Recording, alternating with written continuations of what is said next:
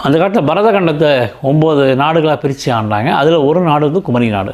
ஒரு பெண் அரசாண்டா சொல்லி பதிவு இருக்கும். அதை வச்சுக்கிட்டு குமரிக்கண்டன் பேர் வைக்கிறாங்க. அதாவது சமஸ்கிருதம் சொன்ன புராணங்களை வச்சுக்கிட்டு குமரிக்கண்டன் பேர் வைக்கிறாங்க.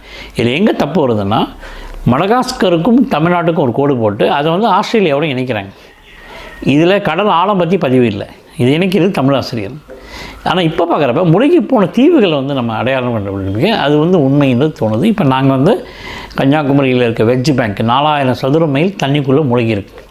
அதில் குறிப்பாக ஒரு தீவு மரிக்கினான்ற தீவு கன்னியாகுமரியிலேருந்து 55 கிலோமீட்டர் தள்ளி ஒரு 22 கிலோமீட்டர் அகலமும் 44 கிலோமீட்டர் நீளமும் ஒரு தீவு மூழ்கி இருக்குது.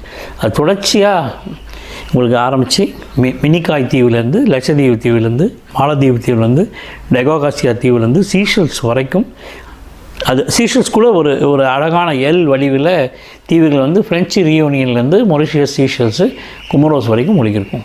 இதெல்லாம் வந்து தென்புறத்தால் சொல்லி திருக்குறள் சொல்லக்கூடிய, அதாவது தெற்கு புறத்தில் மக்கள் வாழ்ந்திருக்காங்க, அவங்க வந்து கடலால் அழிக்கப்பட்டிருக்காங்க, இல்லை கடலால் புலம்பெயர்ந்தாங்கன்றதை நம்ம பதிவில் இருக்குது.